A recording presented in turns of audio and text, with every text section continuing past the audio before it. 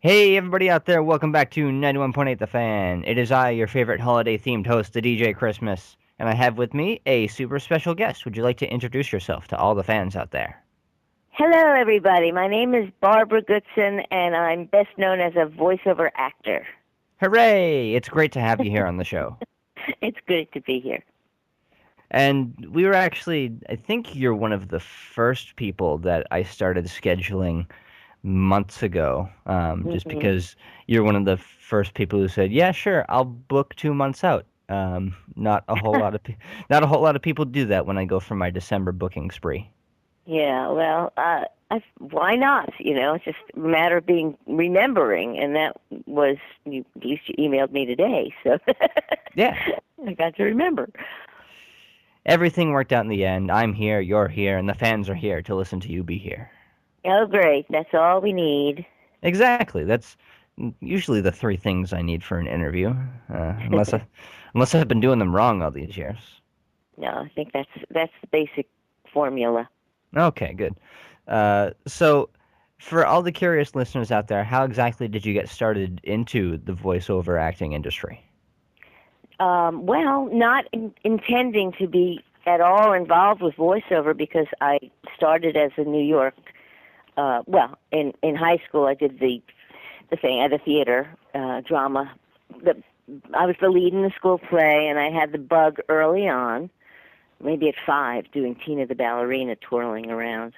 But I never got to be a tall, thin dancer type, so that but performing was always in my blood. So when I got to college, I was a drama theater major, and then I went to acting school. And then after acting school, I pursued it in New York and planned to do whatever I could to be a theater actor and film actor and TV and all of that. But it wasn't really happening. And as an actor, you need to find other ways to make a living, and so I became I wrote all my characters. I found out I was good with dialects early on by mimicking my family and getting laughs by doing my father for my family, and and doing people's walks and things, and just good with dialects. So in acting school, even the songs. I'm a singer, somewhat of a singer. My best singing is when I can do a dialect or something funny with it. And then my voice seems to open up better. It's kind of weird. It's like when I'm me, I'm a little more shy. I like to be somebody else. And I'm good at it. So I wrote a whole thing of different characters and performed it in a new faces of new talent in New York. And when I came to LA, it was basically to go to a wedding of a friend, and another friend said, "Oh, sitcoms for you, Barbara, is the way it's going to happen." Blah blah blah blah blah.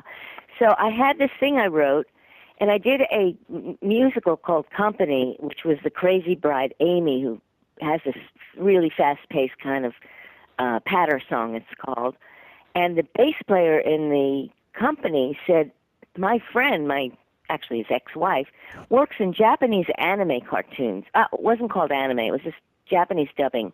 Yeah. And you'd be good at that because you're fast-paced, voices and stuff."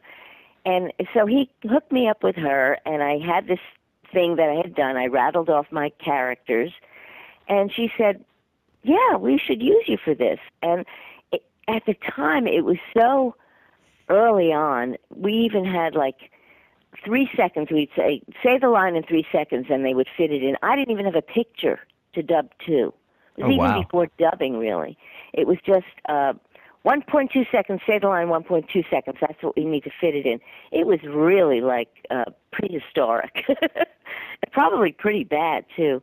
But then they started they started to do stuff with I got to another place, and this was better than, doing waiting tables work. And I started to do this Spanish soap opera called Broken Doll, which was in Spanish for Spanish people in San Diego who wanted to kind of learn English, so they had their favorite soap operas on with dubbing into English. And I got to do the best friend of the woman with the hunchback. She was a beautiful woman, but she had a hump on her back. Hmm. And the end of the soap opera was that she got her hump removed. Oh, okay. Happy ending for everyone. Yeah, it was an interesting soap opera. And then, I did all these cartoons and things. That's when Robotech started. And back then, we just said, oh, good, there's some work, and this is great. But we had no idea what was going on, how it was going to grow into some other whole industry and become something that people really appreciated, Back then, we were just so happy to be working. And I also, through this woman, I got a voice agent, and I was able to do little boy voices, and I auditioned for the Kellogg's Fruit Loops commercial and landed the magical penguin voice. So that was really, I thought, oh gosh, I'm going to be making buckets of money with that. But turned out that wasn't the case. It was once in a while. But it was the anime. It was the Japanese work that became the thing that I did, that brought in the money and gave me the satisfaction of acting. Yeah, especially at the time of Robotech, it really sort of just sensationalized the whole anime market with everything.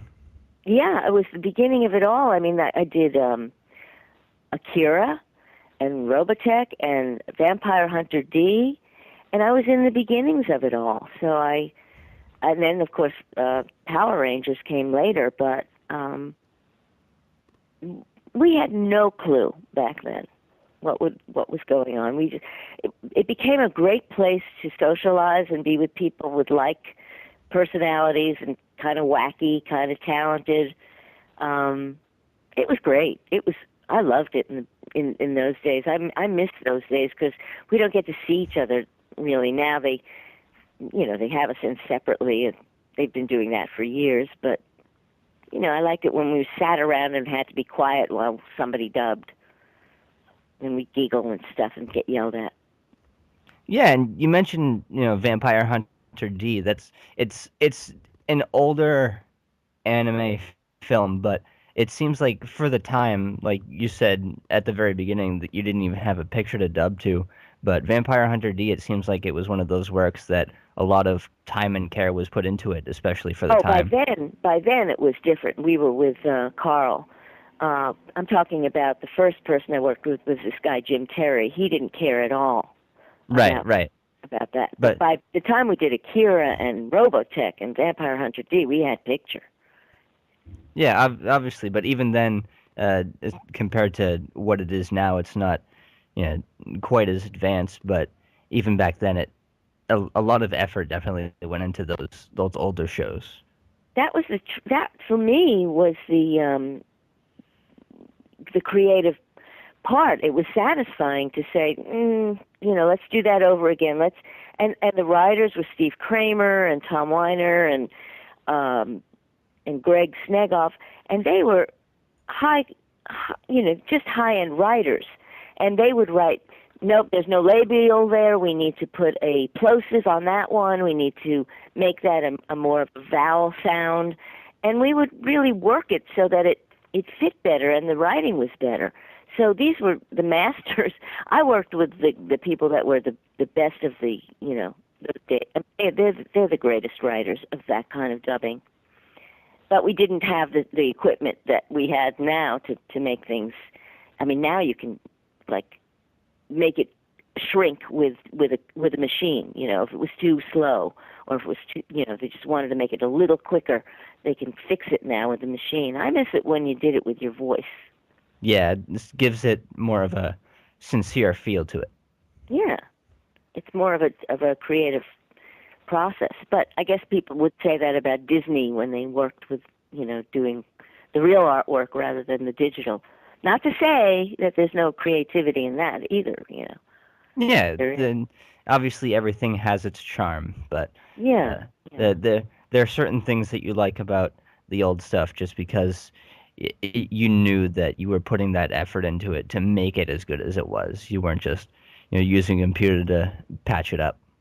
Exactly. I mean, there are people who like to listen to albums still because they like the crackle and the scratch of an album. I mean, that's an old school preference, but, you know, I mean, everything goes in different ways. You know, the colorized black and white movies were considered horrific to a lot of people. But, And you know, the and faces you, get green. yeah. And then you mentioned you got into Power Rangers. How exactly did that whole thing come about?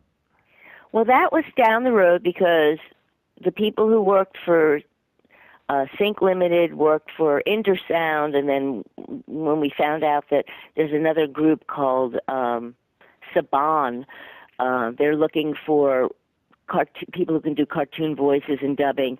And, you know, it was word of mouth. We went over there. I mean, I heard about an audition there, and I went over there, and I did my boy voices for them, and they said, "Oh, you sound like a real boy." I said, "Thank you. That's the point. That's what I'm going for."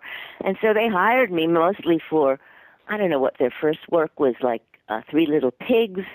I think I did the brick pig. Mm. Maybe the mother. And then I did a lot of voices for them from the get-go. It was just timing, you know. I got in the beginnings of that. And then Power Rangers came down the road about 2 or 3 years later. I mean, I had already done the Japanese anime Adventures of Tom Sawyer, and I was the voice of Tom, and they wanted me to do Huck too. And I said, well, you know, I think that's kind of silly. You know, get somebody else to do Huck. So they did.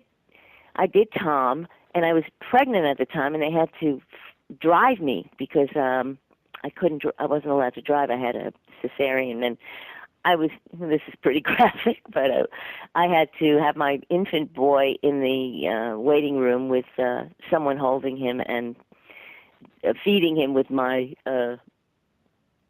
milk. Anyway, while I was in the studio, and then I'd go home and pump and go back and do that. Anyway, that was Tom Sawyer in The Adventures of Tom Sawyer. So now if you ever see that on YouTube, you'll say, "Oh, that woman has to run and pump her milk now." Anyway, so too much information. I'm sorry, guys. I get carried away. That's okay, all right. so after that, Power Rangers shows up, and they say, "Barbara, we want you to do the witch. It's a witch kind of thing. Do the witchy voice, you know, like from Wizard of Oz." So I did. I followed their direction. I went, I'll get you, my pretty. And so I did that voice for Rita, and it was just a pilot. And they got they did one of those. What do you call those things where they have people decide whether they like it or not? A marketing research thing. Oh, right. And they said, that voice wasn't scary. And so they fired me. Oh, wow. Yeah, they fired me. I'd only been working for them for about 2 years, 3 years by then. And they said, no, it wasn't scary enough. I said, well, that's how you directed me. Let me do it scarier. And they said, well, we're going to have a big audition for it. And I said, well, may I audition? And they said, sure, you can audition. So I was angry at that point for them, just dropping me. And so I came up with that voice. Yes, you want a scary? I'll find you a scary voice. And they liked it. And they recast me. And then after they did that, I had no idea that I would have to sustain it for 5 years. Yeah, that's one of the things that they don't quite mention, that you have to do that sort of that very taxing voice for, the next few years or so. Well, nobody knew it was going to be the hit it was. Most of the things that become the major hits in the world, I mean, Bonnie and Clyde, or you hear all these stories about Casablanca, movies that that were little movies and then became really cult favorites. That's basically what happened with Power Rangers. I remember watching it with my family because I was back east visiting home and saying, "Oh, the show I just did is on, and let me play the first episode for you." And everybody looked at it like, well, it's nice that you had a day's work, Barbara. It's okay, I guess. Yeah, but nobody had a clue that. Well, actually, Margaret Lesh, I think, the woman who sent it over to Chaim Saban, she had a clue. She said, I think this is where it's going for kid TV. They're going to be loving this kind of um, robot thing. Because I think Transformers had just, or maybe it wasn't even happening yet. I forget the order of that. But it wasn't so big in America yet. That kind of Yeah. I make my I monster grow thing. I can't really remember like the order of things that I really got into as a kid, but I do know that Power Rangers was definitely up there, and it's one of the things that I watched consistently when I was younger, and now I think they have almost all of the Power Ranger seasons on Netflix for anybody who hasn't had the chance Really? to grow up with them. So yeah, you can uh, anybody who hasn't seen like the classic stuff with you as Rita, you can just go onto Netflix and it's all right there. Yeah, that's great. That's really great. I mean, I now I love it, and I actually I'm entertained by some of the screaming relationship with Zed, where they're like the bickering married couple, and we did make sure that the humor was put in, so it wasn't all just sinister. She was, she's always losing, and that made her more lovable, if you could call Rita lovable, because she didn't, she failed all the time. She just was such a loser. Yeah, and especially once you add that, relationship with Zed, it gives her a more relatable feel. It's not just, oh, here's the villain that loses again today. Right, right. And she had those funny, she had Goldar, who was always, yes, my queen. He was just, they were also like stuck with her, Babu and Squat and Finch, the whole gang of bad guys, and they're all really close friends of mine. I'm going to a convention in Lexington, Kentucky, in March, and that's I'll be with Lord Zed, Robert Axelrod, and Goldar, which is Kerrigan Mahan, and it's fun. I mean, we grew up together. Yeah, it's one of those things. Robert's one of the people that I've had the chance to meet in person a couple of times. He always comes out to my local hometown convention here in New Hampshire, and he's such a sweet guy. Oh, he's a sweetie. Yeah, he's a real character, and he's funny and Yeah, talented. He's a good man. definitely. And now, as you were saying, when you first got in with Saban, you got booked in for your younger boy voice, and that's sort of where you shine in the video game scene as, the Demon Prince Laharl. Oh, that's right. Yeah, I do Laharl. Again, he's a bratty boy. I don't know what that's all about, but I get the brats. The funny brats who try to be really evil and don't do too well. I guess that's my I hope that's not in my life, but maybe it is. I don't know. I don't know. But anyway, he's a fun character too. It's basically Rita with a higher register. It definitely sounds like a lot of fun. I know Disgaea is one of those video games where it it just has this really big following, and everybody just loves it for some reason. It's a lot of fun. Well, what's funny is when I go to the conventions and I have one of my 8x10s is a bunch of my characters that I've done through the years. It's amazing how many people have their favorites that have nothing to do with me, or there's the ones that say, "Oh my God, I love Lahar," or "Oh, you're the boy on Foolie Cooley. I didn't know that," and that's my favorite. And it's all about them. What their taste is, not me. It's like, but they've never connected that I was that and that and that, which is so much fun for me. That's one of my favorite things to do. It's why I love doing these interviews, because even before I started doing this, I would just, say, "Oh, this person does this voice for this. What other voice do they do for other things? Let me go watch that and see how they sound in that."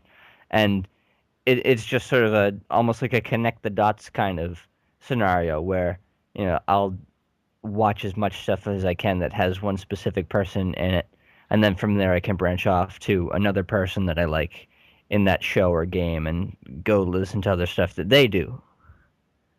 It's funny. I like to do that when I'm watching something on TV where I know friends of mine are in it, and that's like, all right, let's guess that voice. I like to do that too.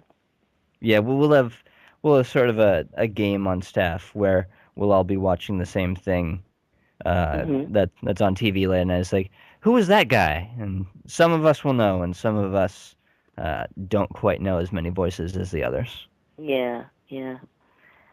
Well, when it's your friends, you should know, but even then, I'm not so sure. I always get Dave Mallow and Michael McConaughey mixed up. Michael McConaughey. Ooh, ups.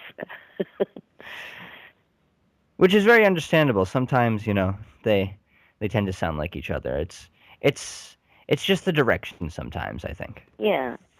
Well, they both have those resonant male voices that Yeah. are good for newscasting, newsworthy voice. Yeah.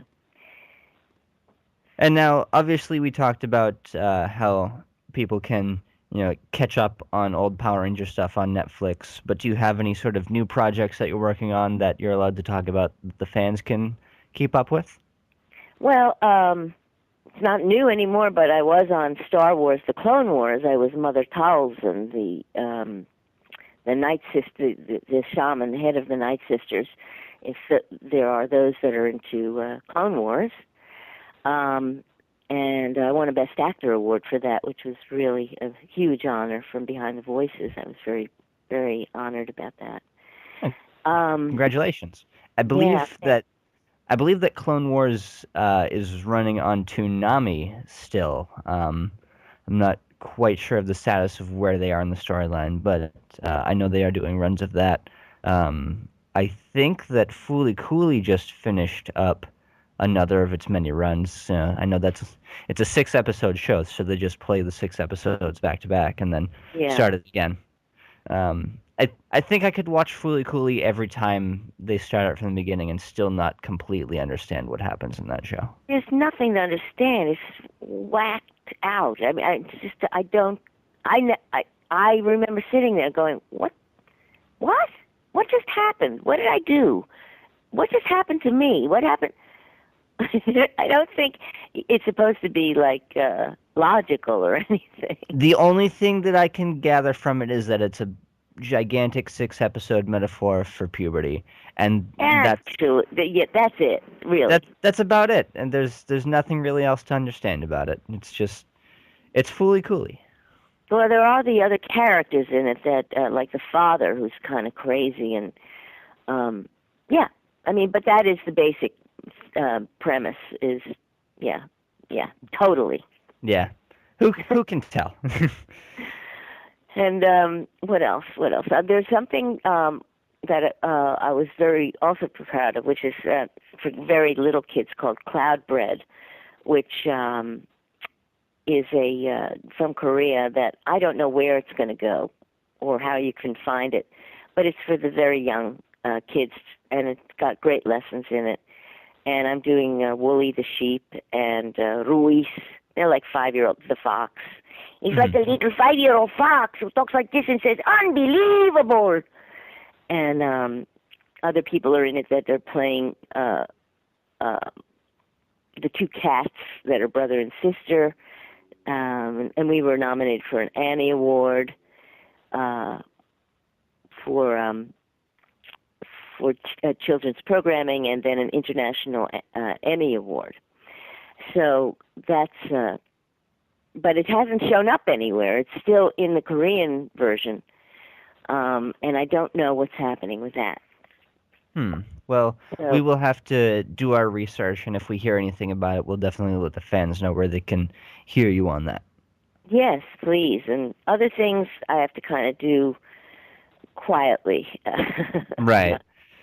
Can't really talk about. Obviously, you can't tell us if there's a new secret Disgaea game in the works, but if there is, I'm sure we'll hear you. Right, right. Um, there's so many games I do, and I don't even remember the names of them. I don't remember the last thing I did. Well, that's all right. Embarrassing. Yeah. Sometimes they don't even tell you, and you have to try to figure it out for No, yourself. I have a lot of non-disclosure agreements to sign. So Such I think is it was the way of the voiceover world. think there was Mafia Wars or something. Ah, yes. I think I was on that. I mean, I was on that. That I can say. I think I can say that. Mafia Wars has been out for a while, so I would Yeah, imagine so I'm that's in not the in clear. trouble there. Oh, good. Oh, good. And I did a And pilot for something called Invader Chicken, and I don't know what happened to that. I was hoping that would be a TV series, but I haven't heard whether it was sold or it's a go yet. But I play some very butchy voice on that woman, a chicken or something. I think I'm a chicken. hmm. Anyway, I don't know if that's happening or not, so I'm still awaiting word. Well, there's plenty of things for the fans to look into, and obviously, all your older stuff that we've talked about. And do you have any other conventions besides the one you mentioned next month in Kentucky coming up that you know of? No, actually, I don't. I know there's that one in Lexington, and there may be something in Miami in June, in Tampa, but we're negotiating, so I'm not sure that's a go yet. hmm And do you have any sort of place where the fans can keep up to date with any sort of announcements if, that or any other future appearances get finalized? Um, well, they can always go to www.barbaragoodson.com. That's my website. But they can just email me at barbara@barbaragoodson.com, and I respond. Email me. I talk back. And Well, and the Facebook page also, mhm. which is my fan page. Well, very nice. And obviously, we'll have all those links, for the fans, for anybody who's, just now tuning in, that obviously they've missed all the important bits of the interview, but they can catch it when it goes up on the website in the next couple days. And we'll have all the links there, and we'll keep everybody posted for all of your things that you've got coming up, definitely. Oh, thank you. Oh, one more thing is, just recently we came up with this fun thing. It's called www.evilspacealiens.com, and it's Kerrigan, Robert, and I, Lord Zed, Goldar, and Rita, and we do personalized phone messages. You have to pay for it, but if they're interested, we do phone calls. I did that for Christmas for somebody's mother. I spoke to her on the phone Christmas morning, called her as Rita, and it was a lot of fun. And then of course 8x10s. But I just want to let you know that that's available too. Well, it definitely sounds very interesting. It's great that you guys have got together to do that kind of thing. I know that there are some fans out there who are really into that kind of thing. Yeah, it could be fun. It's a surprise for people, and just check it out and see if it's of interest. And it's new, so I think it's working. Definitely, we will definitely keep our fans up to date. I know that we have a staff member who is very much into Power Rangers and stuff like that, so he may be interested, and we will have to let him know. Okay, all right. So And that's now, it. Yeah. and now, before we reach the end of our interview, we just have one final thing. We were wondering if you'd like to participate in the 91.8 The Fan tradition. What? Oh, what? Sure. What? How? I don't know. Wait a minute. I don't know how exactly would I do that? I don't know what I'm agreeing to yet. Wait. Whoa. It's very simple. We just ask if you would do a radio bump for us. Oh, sure. That's easy. Yeah, it's nothing too difficult. We just ask you to say, "Hello, my name is," you insert your name. I do this. You can say that you're a voiceover actor. You can insert specific characters, whatever you want to put there. And you're tuned into 91.8 The Fan. 91.8 The Fan. Okay. Yep. Whenever you're all set, we can go for a take one. Okay. Ready when you are. Hello, my name is Barbara Goodson. I'm known for the voice of Empress Rita on Power Rangers and Mother 1000 for Star Wars, the Clone Wars, and Laharo! For Disgaea and Fooly Cooly Nauta. Anyway, you're tuned into 91.8 The Fan. Very nice. You got it all on the first take. Congratulations. Okay, Nauta was a little blubby, but That's all right. I think Nauta's a little blubby in general sometimes, so okay. it all works out. Okay, well, thank you, Chris. This was painless. No, thank you very much for taking the time to come out here. It was a lot of fun. Thank you. And that's it. That's all the best to you, and have a great year and stay warm. Well, thank you. And for all the fans out there who missed any part of this interview, shame on you, but it'll be up on the website in the next couple days. So keep it tuned to 91.8 The Fan because we play everything you want and nothing you don't.